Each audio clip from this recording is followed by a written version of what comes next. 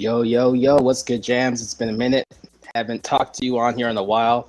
What's good, Crypto Rascals? Shout out to the Crypto Warriors watching. It is Asherell here with Jams Jetson. Crypto and down. Another day, another afternoon. Yo, what's good, Jams? It's been a busy weekend, man. I know with the news of the ETH merge, trying to keep up with the new forks going on. I know you, me, and Blex were trying to cook up a strategy, figure out, yo, what should we do? But besides all that, let's go with you.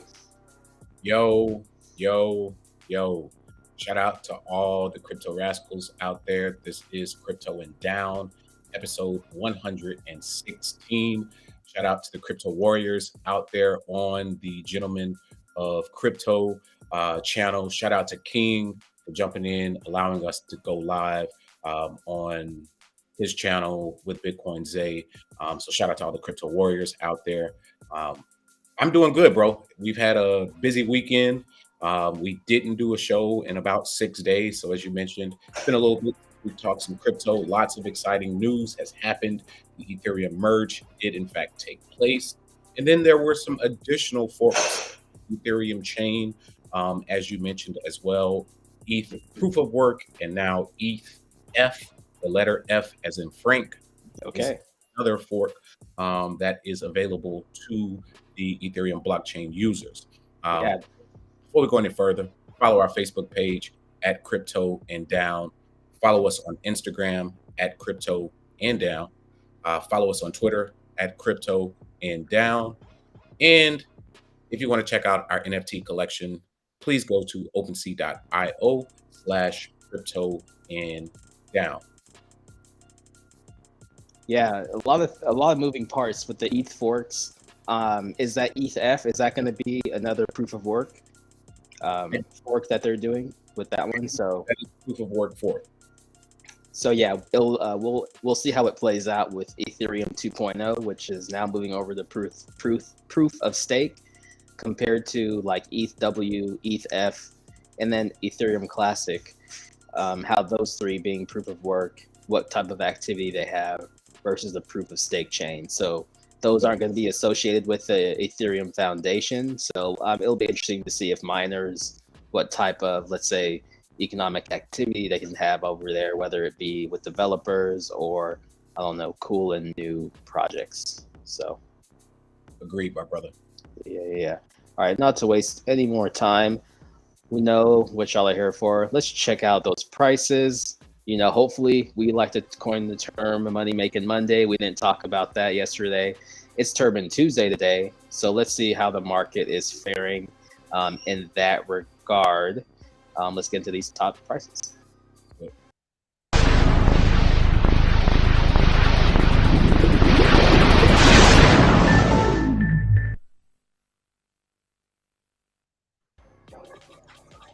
Nomics.com, the top cryptocurrencies by market cap, where we take a look at the top gainers, global market cap over 24 hours, as well as the global volume. So Jams, take us away with some of these top gainers. Absolutely. So top gainer of the day is Helium, up 8%. We will do a deep dive into Helium and the news that caused this spike in price. Don't want to steal that thunder. So stay tuned for later in the show, and we'll explain why Helium is up significantly today. XRP up 7.39% in the number 2 top gainer of the day. Number 3, Stellar up 4.84%. And then EXRN Chain up 4.62% in our number 4 spot. Not familiar with EXRN Chain, so that will be something for the crypto rascals and warriors to research. Global market cap, we are below our $1 trillion psychological level, sitting at $950 billion. Last week, we were sitting at $1.01 trillion. Now we're at $950 billion. Global volume down 7.63% today on a Tuesday after our institutional investors were back to work on Money Making Monday. Our global volume is $257 billion. Yo, quick point there. The EXRN chain, I just Googled it, and I think what popped up here in the meta description from Coinbase as well as Twitter. It says it's a decentralized nickname registration and assignation protocol that will allow you to use easy and understandable names. So almost Ethereum name service of sorts. That's what it seems, right? It's a cross-chain network, EXRN cross-chain connecting blockchains. So, yeah, Okay. that's some interesting news, I guess, compared with what we saw over the weekend. Great, quick research there for the rascals and warriors out there. Top coin, of course, is still Bitcoin, but down 3.5% at 18,845. Will we go lower? Potentially. Could this be our local bottom? Also a possibility. Ethereum trading well below our $1,500 psychological level at 1320, down heavy after the merge. Looks like that might have been a sell the news event as predicted. Number 3, we have Tether with a market cap of 67, almost $68 billion. USDC with a market cap of $50 billion in the number 4 spot. In the number 5, we have BNB trading at 265 per coin, down 2%. BUSD, something else we will talk about later in the show, does have a market cap of $21 billion. XRP trading at 41 cents per coin. It was our number 2 top gainer of the day. ADA, Cardano, news of the Vasil fork happening has been causing some action in the Cardano space, but down 2.96% today. Number 9 is Solana trading at 31.45, down 3.82%. And then you have Dogecoin sitting below that 6-7 cents at 0.058 cents per Dogecoin, down a half today. Polkadot at 622, down 2.56%. DAI with a market cap of $6.42 billion. Polygon Matic trading at 73 cents per coin, down 4%. Shiba Inu trading at 4 zeros, 1051, down 4.4%. Liquid Stake ETH trading at 1,313 in the number 15 spot. TRX in the number 16 spot, just below 6 cents at 0.059, down 1.22%. Number 17, we have Avalanche trading at $16.61, also down 0.91%. And we will go ahead and pause there as there has been a number of red coins today. Most of the action as far as positive gains seems to be around Helium as well as XRP. So a down day in the market. Do you want to walk us through some volume, my brother? Yeah, let's walk through the volume, and we may refer back to it as we kind of touch on our stories, along with some other things we've talked about with the prices. But Tether, with a 96.96 billion in volume, in first place. Bitcoin has $75 billion worth of volume. Down in third place with $26 billion in volume is Ethereum with 26.49. Binance USD, their stablecoin, has 14.27 billion worth of volume, and then USDC is coming in at 5.54 billion in volume. So not much has really changed, and we'll see USDC fluctuate. Binance is a little bit higher, I think, than usual, but just to take an interesting look at the top 5 through 6 by volume. And that's likely due to the news that we'll get into on the Binance stablecoin. But it's interesting to see ApeCoin in the top 10. Cosmos, one of my favorite coins, and something that I would not provide financial advice and recommend anyone to purchase, but definitely research the Cosmos blockchain. I love the interoperability, and I love some of those coins that are available on the Cosmos network as well. We did a deep dive probably about 2 months ago into Cosmos, and I still think it is one of my favorite stakeable coins to earn passive. Yeah, it definitely is. And they have one of the wallets that uses this blockchain is really interesting in what it offers. So, and Cosmos seems to have a lot of different integrations with other things. So, especially like NFTs and storage, secret coin. Iris. So a lot of different things that they're involved in. So they're interesting. They are. They're one of my favorite projects. And if I think about what will happen in the future, I'd like to see them continue to do well and survive this bear market, which I think they will. Yeah. If we look at it by volume, and this is kind of the last thing I'll say, as I'm trying to make sense of these different numbers and metrics that we're looking at, and try to get a idea of how these different, what are the group pairings of these different types of companies. So it's interesting looking at protocols. So like Tether, the stablecoins, Bitcoin, and Ethereum, all the way down through Solana and XR. They all, down the Cosmos has a billion, as well as far as volume, over a billion. But a breakdown in that is there's a few hovering around 5 to 1 billion, versus Binance here is kind of that cutoff at 14 billion and up.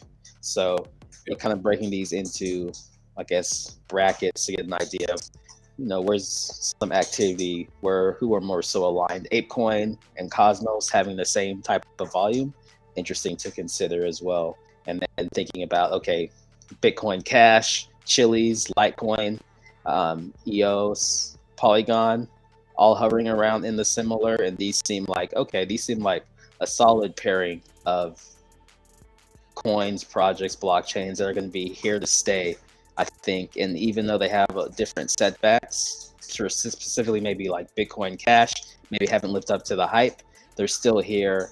And I still see people who are involved in them in many ways as I'm perusing the socials. So interesting to look at all these, not to harp too much on the volume, but it helps to see kind of who's aligned closer. An Avalanche, a Tron, an Algorand, Dogecoin, Polkadot, hovering in the same stratosphere.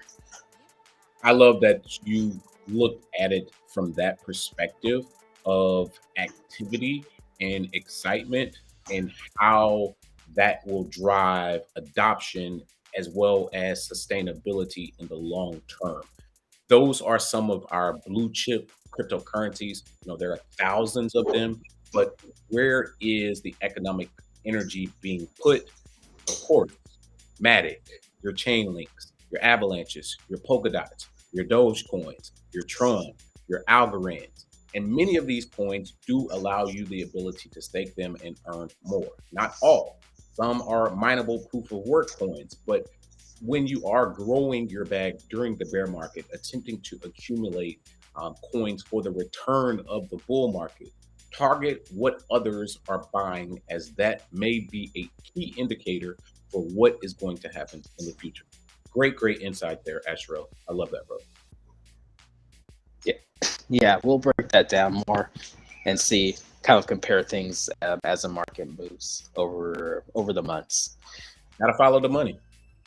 Yeah, exactly. And that too, once you look at them that way, it's like, okay, not to say that I don't think a lot of these are going to go out of business and not be here, if you're thinking of a 5 to 10 year horizon.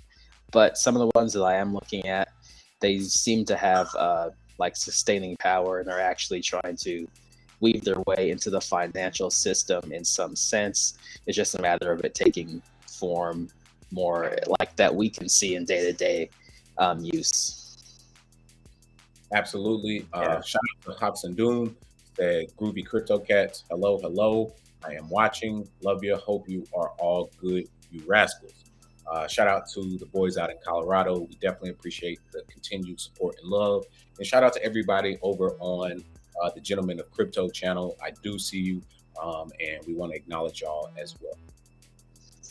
Yo, did you catch any like 60 Minutes football? Did you see? I saw some clips. I saw how Biden was on there talking about, I don't know if it was this past weekend but he was talking about inflation, his age.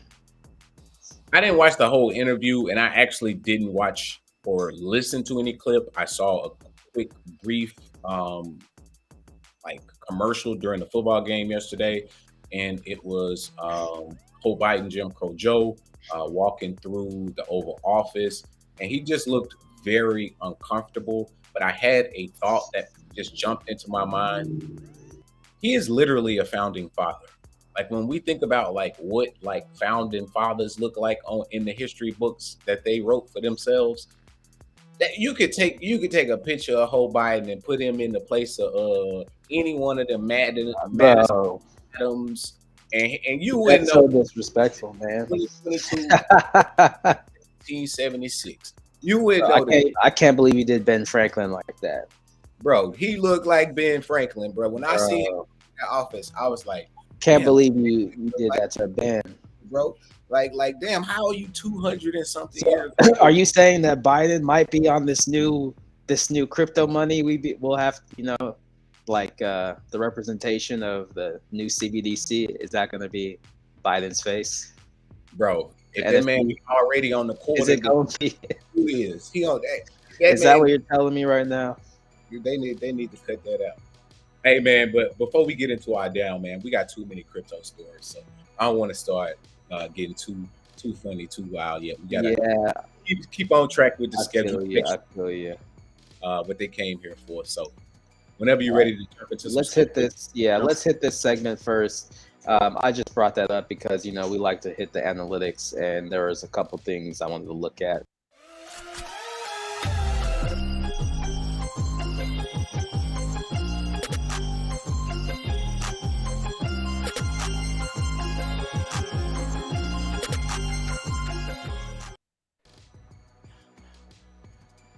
Oh yeah, you know what it is. It's the inflation rate brought to you by Trueflation, where we kind of just take a peek, check in. I know we check in with the past few Tuesdays, but I thought I heard, I don't know the gentleman who was interviewing Joe Biden, but he was talking about inflation, and he said, "Hey, Mr. President, you've seen inflation has gone up, by this much percentage over the past year." And then Biden was like, "But over the past month, it's only gone up like an inch."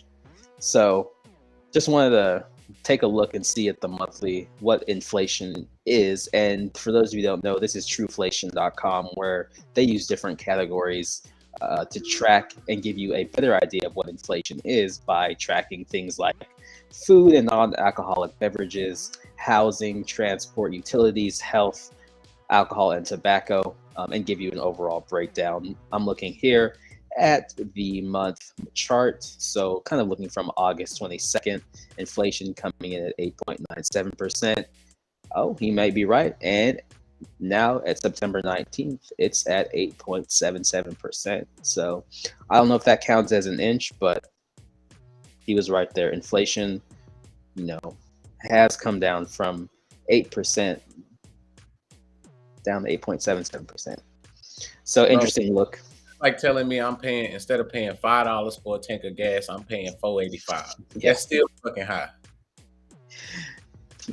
And if you listen to what all these people at the Federal Reserve and a lot of important people who are out here making financial decisions, they had said that they want inflation around 2%. So what they said they've been targeting, say, over the past decade versus what we have, that tells you that whatever they're doing and they say they're going to do, for the outcome that they say they want to happen, just know the opposite outcome is going to happen. It's going to be worse for us. But if you take a look, just diving into the different categories, if we look at it over a year's term, we can look at it year to date. I'm in alcohol and tobacco. Inflation is at 6.46%. Transport, I know, people are going back to school, transporting. Inflation, looking at it, that is, let's look at it over a year's period. It was 14.8% in September 21st of 2021.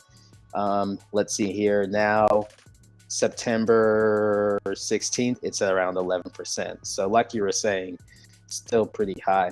But just wanted to show y'all that. That's a great area to highlight is transportation costs. Yes, there has been a reduction in the price of oil and gas. However, or actually an increase in the price of those goods, but a cost offset, meaning that the price of actually filling up your vehicle has decreased during that period. But many of these other categories are either stagnant or have had slight increases. So the major cause that I can see of a reduction in inflation is the down of the cost of gas itself. Yeah. But inflation news that I just wanted to jump into quickly is that Americans are piling up credit card debt to cope with the inflation. Um, Ford had a huge decline in their stocks today, down 12%, their deepest day in over a decade due to inflation-related costs. Inflation Reduction Act to have negative impact on S&P 500 company profits, analysts at JP Morgan say. And then Europe is set to also ditch negative interest rates in anticipation of the Fed also hiking interest rates by 0.75 basis points. Others say they should go harder and raise it by a whole percentage point. If that should happen, please understand that our markets will likely react very negatively, and you may see a decrease in stock values, cryptocurrency prices, and ultimately you would hope to see a reduction in the price of goods as well. Will that happen? We only know, but things could ultimately get worse before they get better. Thank you for going through the analytics there on inflation, and so we had the opportunity Yeah. to add They, additional part of cryptocurrency. and I like we've been talking about the bull market and what you just said with all the things that are happening. It may get a lot worse. The fact that international demand is down, people aren't shipping as much, businesses aren't shipping as much, and we were looking at the utilities. There's been a downward trend in some of the different categories, but what has continued to go up has been the good old utilities. And energy prices are going to continue to go up, and we haven't even hit the heart of winter yet. We're just hitting the heart of hurricane season, right? So once that wave comes through, piled on with winter, piled on with the collapsing supply chain globally, the deglobalization that is going to be happening, and it's like we're the thing I think that I've come to learn is when people talk about globalization, it's like we're at the end of globalization right now. So all the people who are worried about globalization, it's not going to come in. Globalization is not what you think it is. We're at the end of globalization, meaning things are going to be more expensive. We're not going to be able to get the things that we wanted. Just in time ordering and manufacturing is done. So like you said, the value, as the Fed is tightening and making money harder to get, the value of the dollar is going to go up. But as they've been printing money over the past 14 to 15 years, that money has gone into the stock market, allowed people to make money off of that. But now there's no real economic activity behind a lot of these businesses. So the stock prices have been way overinflated. So for them to come back to normal, let alone be in a downturn, I think we're going to have the realization of we have a complete reset to reload the stock market and all that stuff to be based more on fundamentals, unless they just start printing money again, pretty soon. But I think they're willing to actually crash, they make it hurt the citizens to deal with inflation, kill demand as much as possible. But the price hikes are more due to like supply chain and structural issues versus actual demand. Bro, that's spot on. One just other note before we jump into our top crypto stories that I want to make is that this meeting will take place tomorrow. So expect our markets to react as they did today. See what happens based on this news. Do we get a 3/4 of a percentage point increase the third time in a row? They go so far as to increase to 1% And then the other thing you should be aware of is unemployment rates. They aren't going to care that unemployment is up to 4.5%. They're basically going to say that people will need to endure this pain. So expect unemployment rates to be higher than expected, and expect there to be a reaction because of that. What can they do? I don't know. But in a key speech at Jackson Hole, Powell said he was going to bring some pain to households and businesses, representing the unfortunate costs of reducing inflation. So, hey, man, hold on to the seat of your pants right now. We can't predict what will happen, but the news that we're receiving as far as inflation rates, interest rates increasing, unemployment rates also increasing, leads me and us here at the Crypto Rascals to believe that recession is not only here, but it may be here for the foreseeable near future. Prepare. Don't put all your eggs into the basket until we have the basket actually secured and stable. At this point, they say they're going to bring the pain, and hey, I might have to take them at their word on that. Yeah, pretty much. And they're working off of a lag, so it's kind of what they're doing. They're at least 3 months behind, something like that. Very reactionary. Great point. It is totally reactionary, and the trueflation numbers that we've been looking at just over the last few weeks, of course they have analysts, of course they have hundreds of people on their staff who do the exact same things that we do, look at the data itself and then make projections and assumptions. However, we can move a lot quicker than they can, and we'll see what happens after 2 days of meetings in Washington and the news drops tomorrow. Don't want to predict the future, but almost certain what will happen. What you got for me as far as crypto stories, man? I know it was a bunch of news. Let's get into it.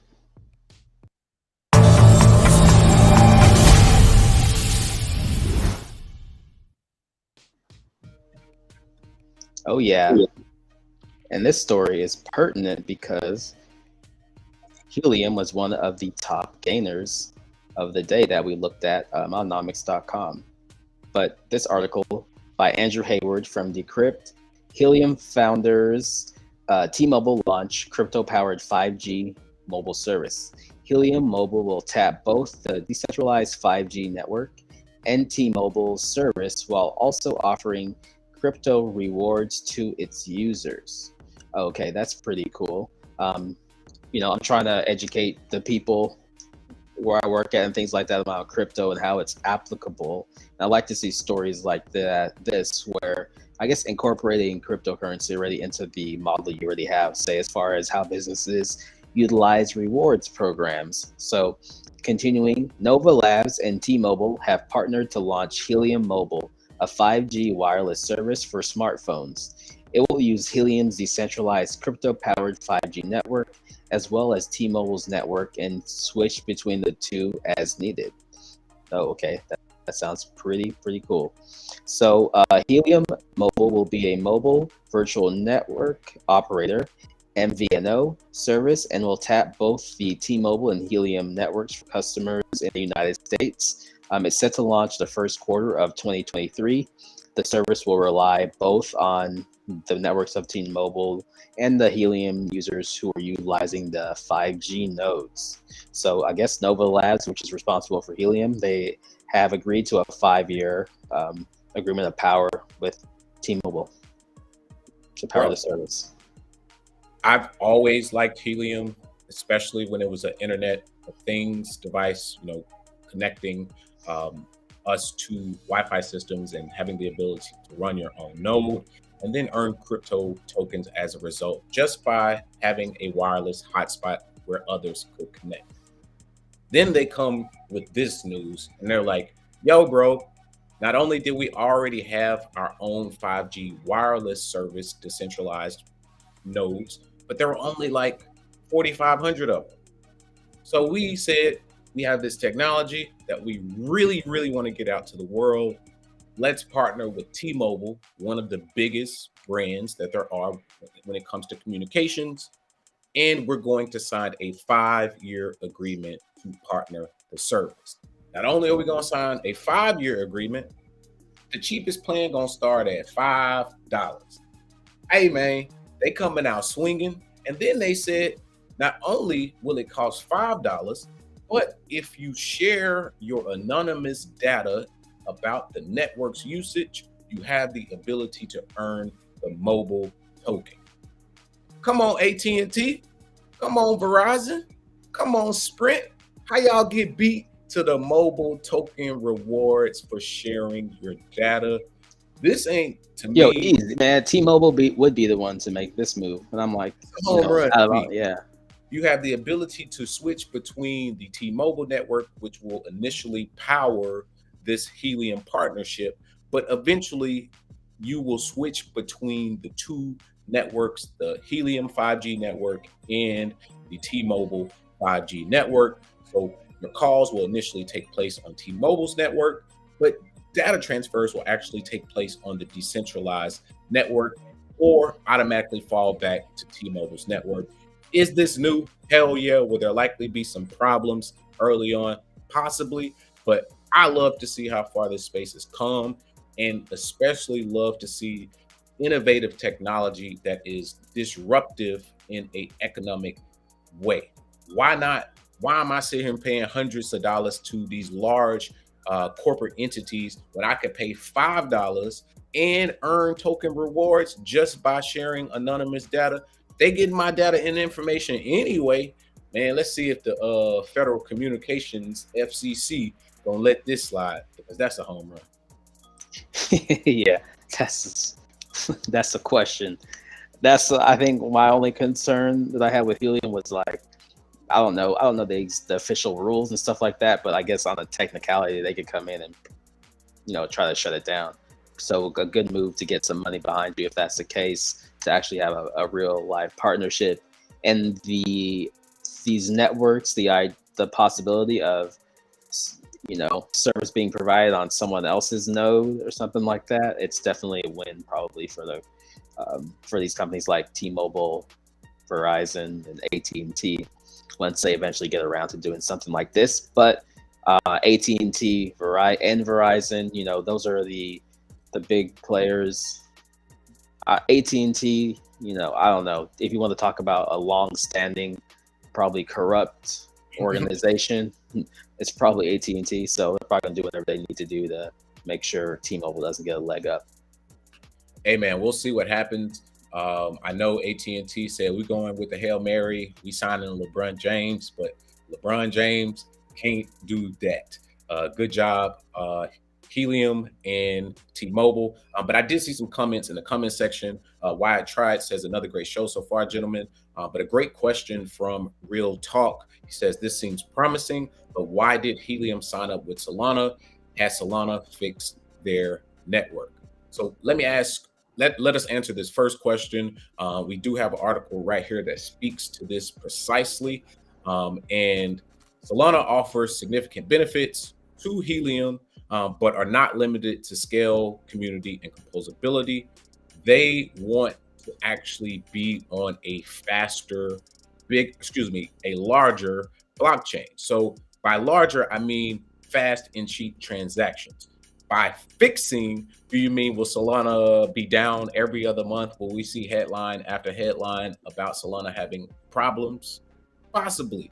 However, their response is that when they were, let me find that portion, there were few layer one solutions. Here it is right here. There were few layer one blockchain platforms, and it made the most sense to build their own. But as the network has scaled, they believe it makes sense to embrace an open source platform like Solana, which is built to handle large numbers of transactions. So that's why they've decided to move to Solana. Now, has Solana gotten their shit together? We don't know, man, because you've seen the same headlines that I see where Solana is down, and we're not talking about price. We're talking about actually operationally down. So if their choice as a community and that proposal was voted upon was to move over to Solana, hey, this is open source technology, and if they feel that that's the best decision for the community, we will support them. But hey, who got more bags, Solana or T-Mobile? I'm going with T-Mobile. So we'll see what happens in the future. But that does answer your question why they did what they did. Yeah, good insight there into that one. All right, let's keep it moving. This next story we have kind of talked about it a little bit earlier. Binance expands stablecoin BUSD to Polygon and Avalanche. Shout out to Binance and CZ Yep. and the Chinese out there. So crypto exchange Binance has expanded its BUSD stablecoin to the Ethereum scalar Polygon and the speedy layer 1 blockchain Avalanche. The token had so far been available on Ethereum and the BNB chain, which is Binance's own chain. So the stablecoins BUSD is backed by the US dollar. So the last week, the token reached 20.9 billion market capitalization, placing it third among stablecoins by value, according to CoinGecko. Tether, USDT, and USDC coin, are valued at 67 billion and 50 billion respectively at the writing of this article here. Man, I remember earlier in the year where we had our predictions or projections of where Binance would announce their headquarters. We, both kind of landed somewhere in the Middle East. And since then, we've gotten multiple bits of news. Binance has said, ultimately, we don't want USDC, USDP, or TUSD on our exchange. We're going to utilize our own stablecoin. We've also seen the collapse of UST, Terra, and algorithmic stablecoins. But BUSD, after we were just looking at the volume, does have significant more volume than USDC today. Maybe this is on part of this news, but also it may be in part of having access to other blockchains, Polygon and Avalanche now. But the biggest news here really is, what is the differentiating factor of BUSD? BUSD is actually fiat backed 1-to-1 to the US dollar greenback. But who holds those dollars? Paxos. That's a company that we don't really talk about much. But every one of the BUSD that is in circulation is 1-to-1, per their own statement, backed by a US dollar in FDIC insured bank. The token is also regulated by the New York State of Financial Services. So, we bringing this back around, originally we said it was going to be the Middle East. And I had predicted that the USDC would be the chosen stable coin of the federal government. I don't know anymore, man. Binance just keep making these little sneaky ass moves, and CZ be skirting around, and he got licensing in New York, and he also has his money backed 1-to-1 in custody of Paxos in a FDIC insured bank. Do we find that anywhere else in cryptocurrency? Shit. Tether said that they reduced their commercial paper, but they're not still back 1-to-1. So I think this is bullish for Binance. I think this is another show of strength by Binance. They've said that they're going to move back into regulation requirements. They said they ain't gonna be the wild boys of the West no more. They want to get down. So, hey man, seems like they're doing the right thing so far. I gotta give them his props. Yeah, and with the overarching, the central banks trying to do their digital currencies, and then we have these stable. Dang, he was gone. Anyway, shout out to Black Dot Chronicles in the chat. Shout out to the Crypto Rascals tuning in live with the gods. Cake up with crypto and down. Yo. Yeah, appreciate you, man, being in. We'll definitely have to link up. It's been a minute. I know it's been a busy it's been a busy summer, probably about to be a busier fall, but yeah, we'll definitely have to get you back on the channel for sure. Link up. I wasn't able to catch your last stream that you did, but you and Cosmic Kid been dropping some good episodes month ago, past couple of Fridays with Nate. So we'll definitely have to talk about the ETH proof of work stake and stuff like that. So, but anyway, as I was saying, the whole Binance, the idea of them moving into different, allowing their users to use Binance and go into the different networks, that could be good to bring a different group, a segment of people across different countries, maybe get them better access to play around on these different networks like Avalanche, as they can use their stablecoin. And yeah, CZ is definitely making moves, but with the central bank digital currencies overarching and these USDC, Binance, kind of how they're going to tie in to those and kind of allow, I don't know. I just think they're going to be here to stay and be big players. And like Binance and CZ, I saw the CFTC, whatever the director, she was meeting with Brad Garlinghouse from XRP. And I don't know, let's just say that, you know, CZ, he may be the long shot, but it would be an interesting move if he was able to, that side, you know, him and his people were able to like have a big presence in the US with crypto that was actually backed by the government, FDIC insured, have play in US interests, the Middle East, Europe, and things like that, and kind of tie that network together. You know, he may be the one hope to, I don't know, because Sam Bankman-Fried, he's got a lot of funding from different places, but I could definitely see Hope Biden, you know, handing the keys to CZ, so to speak. And you make and being like, you make a very interesting because I don't know. Yes, Hope Biden definitely could give the keys over to CZ, but Sam Bankman-Fried doesn't have a layer 1 solution. He doesn't have a layer 2 solution. He has a derivatives exchange, which makes his point of view not as important. But Gary Gensler today said that based on Ian Belima's case, which was supposed to be just a normal civil suit lawsuit case, that the Ethereum blockchain falls directly under U.S. jurisdiction and rule. Not, and think about Vitalik. Is he a U.S. citizen? Absolutely not. Is the Ethereum Foundation a U.S. based entity? May or may not be. Is the Ethereum blockchain supposed to be thought of as decentralized? So not of one place. Not according to Gary Gensler. Gary Gensler said 48% of the nodes are U.S. based nodes. Therefore, the next lowest country was like Germany with 19%. So that is a U.S. based entity, and anybody and all transactions that run on the Ethereum blockchain fall under the U.S. jurisdictional law. Yeah, it's like, what y'all gonna do about it? Like, and that's he said that it just is what it is. I mean, I'm like, if I was in his position, I'd say the same thing too.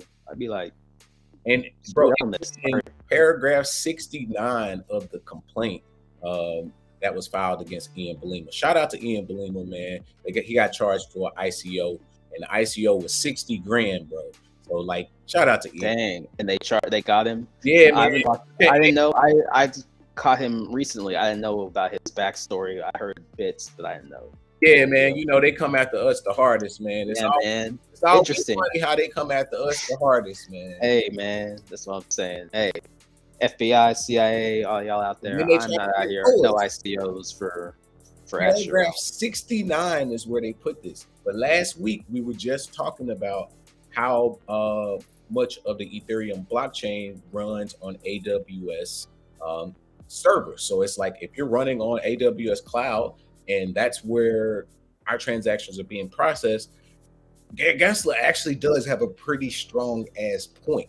So it that's why they went after his ass, because they knew that they could slide that into paragraph 69, set precedent. And now who actually has authority over Ethereum? The SEC. They said you can have Bitcoin, that's CFTC, but we won't. The SEC wants Ethereum. That's why. And like, yo, we can mine this forever. You're like, you know how many games they can play over here that we can try to put a squash on and come and collect some money, and you know, it's just enough Yeah, with and I just want all rules. just so I don't like. Yo, what's up, Coin Critic? Shout out to you. Appreciate you. I don't like quoting things without giving people the source. So let me just quickly send this article over to you so people know where they can go to read about Ian Bellino and Okay, let me actually doing to him. So they charged him for not filing a registration statement with the commission for his offering and sale of SPRK tokens, Sparkster tokens, and no exemption from registration was applicable. He also allegedly failed to disclose the compensation he received while promoting Spark initial coin offering or ICO on social media. Sparkster offered investors a slice of its no-code software development platform by purchasing Spark tokens. A demo can be viewed. SEC seeks injunctive relief, disgorgement, civil penalties, and other appropriate necessary equitable relief for a black man operating on a blockchain. Ethereum contribution validated by a network of nodes on the Ethereum blockchain, which are clustered more densely in the United States than in any other country. As a result, those transactions took place in the United States. The influencer, Ian Bellino, said, "Let's go public with this fight. Our brother, Ian Bellino, we got your fight, my man. The FCC's charges are frivolous, and it does set bad precedent for the entire crypto industry. Investing in a private sale with a discount to the prime, the entire crypto VC space is in trouble. Shout out to my guy." He added that he turned down the settlement, told them hell no, and they announced that the CEO, Sajai Daya, agreed to settle and paid $35 million. Man, shout out to Ian Bellino. He said, "I ain't rolling over." He said that actions further protects investors by seeking to hold accountable an alleged crypto asset promoter for failures to follow federal security laws. Man, they just be trying to do this, man. And then they backdoor us and say, "Oh yeah, we didn't read the complaint." Well, paragraph 69 says, "Oh yeah, since all of this, my bad. Let me make sure we get the right source of my bad." Shout out to Real Talk. He says, with this new tech with Helium, Solana, and T-Mobile, will users operate autonomously while utilizing a Solana Saga cellular phone as an independent courier. Now, I have not heard if the Solana cellular phone is going to be integrated into the 5G Helium network or the T-Mobile 5G network, but why not? I mean, has the Solana phone actually went into production yet? I don't believe it has. I think I'm like, still in where they gonna get them parts? Really gotten the announcement of the phone, but I don't think any have actually rolled off the block as of yet. So I would like to say if Solana has, if Helium has a proposal to move to the Solana blockchain, and Helium has a partnership with T-Mobile, why would Solana create a cell phone that doesn't have operability as on a 5G network? So I mean, to me, that's like an automatic yes, because if you have a cell phone that is geared towards cryptocurrency and blockchains, then you would definitely want it to be on a decentralized 5G network. So hell, they might get a partnership next week with T-Mobile. You might have just called the news before the news drop, bro. Damn. Oh, but yeah. So just to get back on. Let's hit this one. SEC claims they said Ethereum falls under U.S. jurisdiction. So we can't make these stories up, man. They really do be trying to get us. Observers then read a little further into the fine print in a bold and potentially unprecedented move buried in the lawsuit's 69th paragraph. I told you, 69th paragraph. Hey, 69. Bro, they definitely did that shit on purpose. Gary, you slide. Look at Gary. He say, "Yo, hey, make sure we put that on Paragraph 69. Bro, that's a snake move if I seen one. Hey, It he looks like he would do that. to not only sue him because his case concerns transactions made in the United States, but also because essentially the entire Ethereum network falls under the US government's purview. There it is, the supermassive black hole sized bad take at the heart of the Ian Bellina filing. Transactions took place. So let me read this tweet. US based investors in Bellina's pool irrevocably committed to the transaction when, from within the United States, they sent their ETH contributions to Bellina's pool. At that point, their ETH contributions were validated by a network of nodes on the Ethereum blockchain, which are clustered more densely in the United States than in any other country. As a result, those transactions took place in the United States. Therefore, they can sue your ass whenever they want to. But let's get into the numbers. Currently, 45.85% of all Ethereum nodes operate from the United States. Second greatest density is Germany with 19%. So be careful if you are, playing in NFTs, you are sacrificing, you are doing any kind of DeFi activity. Just understand that the SEC has openly stated in a legal document that they feel the Ethereum network is under their purview, not like Bitcoin, as they have openly stated Bitcoin is a commodity that falls under the CFTC. So that's a big distinguishing factor between Bitcoin and Ethereum when we think about dominance and who will be governing each blockchain. Yeah, that's interesting to see them trying to carve out a piece of these, whether or not and how this is the foundational setting as far as the government's approach over the rest of our lives to these things. So interesting how that will play out for people trying to operate.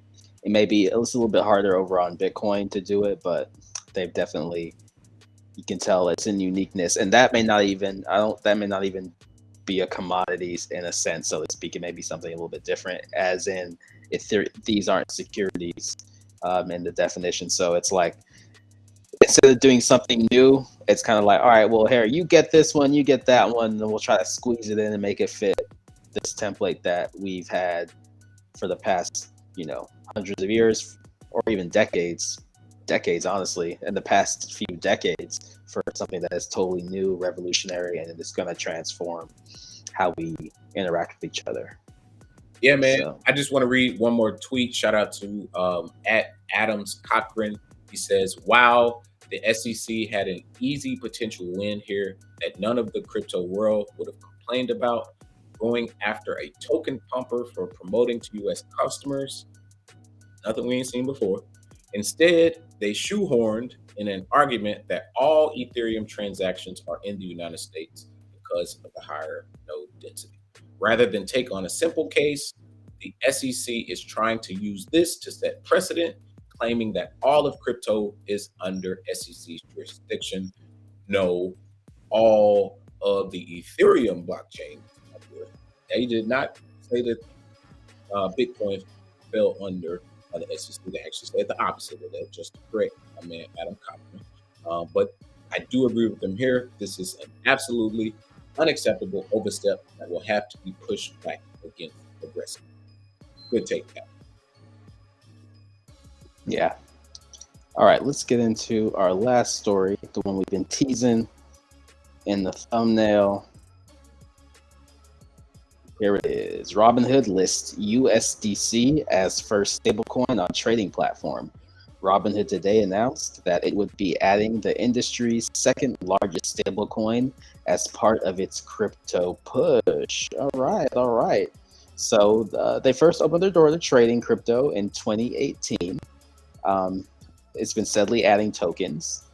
Here you can see them announcing that they're partnering with Circle Pay, who has the USD coin, USDC, that's going to be now available on Robinhood to trade. They say, our vision with crypto is to be the most trusted platform for customers to invest in crypto, as well as the most trusted on-ramp to the decentralized web. That part is interesting. The most trusted on-ramp to the decentralized web. Vlad, ain't nobody forgot. Vlad ain't. But he didn't say anything about off-ramps. Yeah. He said, we'll help you get on. We just won't help you get off. It was only a year ago when Robinhood was making news for stopping trading on their network or their exchange, if we want to call it, because retail investors figured out a way to kick their ass on Reddit. Vlad had to parade his ass in front of Congress and say, "Oh, we sorry. We didn't mean to do that. We weren't trying to cheat the system." And matter of fact, they were. They got caught with their pants down. And then we found out about the Citadels. We found out about the King Griffins. Robinhood, Vlad, we ain't forgot. But the bigger story here is their latest filing with the SEC. 68% of the company's revenue comes from payment for order flow. There's no margin of trading on stablecoins. A stablecoin costs $1. So if we're doing payment for order flows, how can Robinhood make any money? Basically, you are loaning Robinhood your money for a paper derivative of a stablecoin in USDC. Do not hold any USDC on Robinhood, as you are just loaning Robinhood your money. The company took in $420 million from payment for order flow over the last 2 fiscal quarters. $112 million came from users trading crypto. That's more than it received from people trading equities. We're talking about stocks. We're talking about ETFs. We're talking about bonds. So 420 in total from order flow, 112 million from users trading crypto, 65 million from equities, but less than the 240 million from people trading options. So what makes Robinhood any different than FTX, in my opinion? Nothing, because how they make their money is on the backs of people wrecking themselves. So trading options and also buying derivatives of cryptocurrency versus actually having their own keys in their wallet. To me, that is not why we are in this space. And if you purchase a derivative of USDC and loan Vlad your money, just tell him, I have not forgot. We ain't the South still remembers. We know what you did. Man. All right, well, let's take a quick break, see if we got any down things to touch on. I was just perusing Twitter to see if I can find anything, but let's check on some of that down before we get out of here.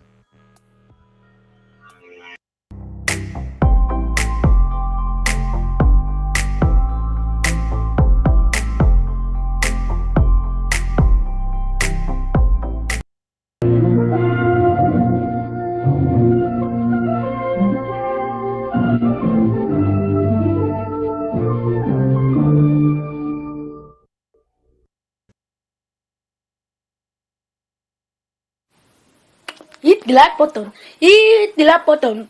2,000 likes, 3,000 likes. Hit the like button. Hit the like button. I like you like it. I know you like watching. Hit the like button. Hit the like button. But you'll take, will smack your head.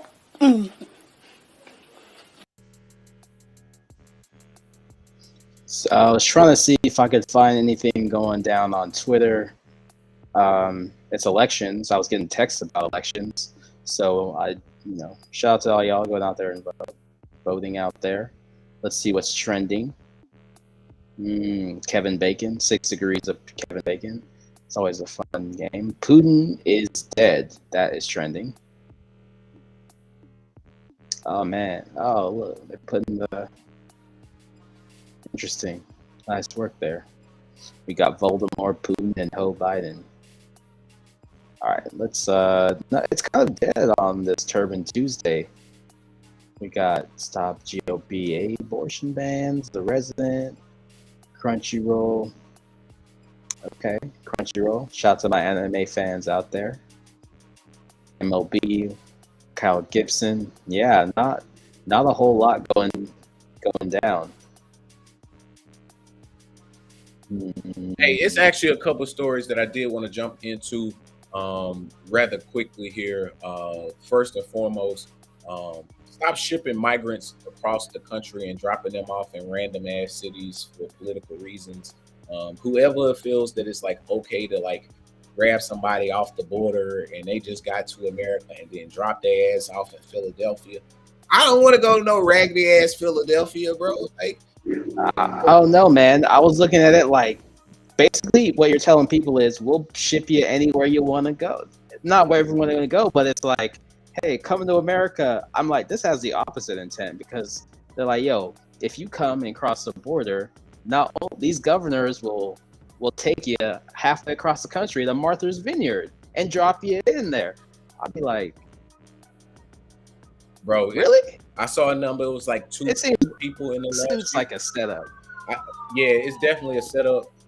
They used to do that back in the day during Jim Crow Joe's era, where they would take people from Mississippi and then ship their ass to New York, drop them off, ship them into Chicago to make the Northerners feel uncomfortable with us. So I don't stand for no busing, no shipping people. I don't rock with it. They can figure out another way to like win an election than like messing with people. But one story I did see also that I think was interesting. The DOJ charged 47 people with stealing $250 million from pandemic program meant to provide meals to the needy children. They said that people created these fraudulent companies and actually we got a lot of bread up in Minnesota from supposedly supposed to be feeding kids, but the federal child nutrition program didn't check in until after they had paid $250 million. Also saw a story about Brett Favre. We touched on that last week. And then last, shout out to the people out in Puerto Rico and the Caribbean. Hurricane Fiona been a little rough out there. So I know a couple people, or a couple islands and a couple people have lost. A couple islands have been destroyed, or wrecked. 80% of Puerto Rico out of electricity.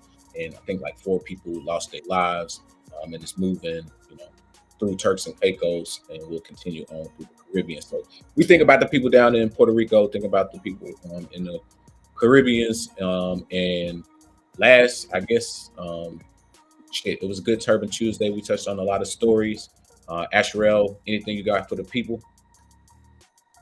No, but I'm like, you're gonna see an uptick in fraud, arrests, and stuff like that, and certain things. They're not gonna go after the big players, like the Pfizers and those big corporations who made a killing. But I think that's gonna tie in with a new financial system they're gonna bring in as a way to cut down on fraud. Fraud is gonna be rising, I think, as people have less money to work with and they're trying to find ways to scheme through credit card fraud or whatnot. So I think a trending story we're definitely going to be hearing about is fraud in all types of cases, whether it's government fraud or your good old-fashioned retail fraud.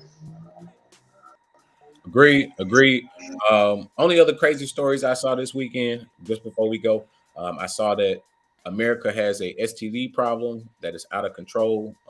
Seems like everybody was running that story this week. Flint. I didn't hear about that. Dang.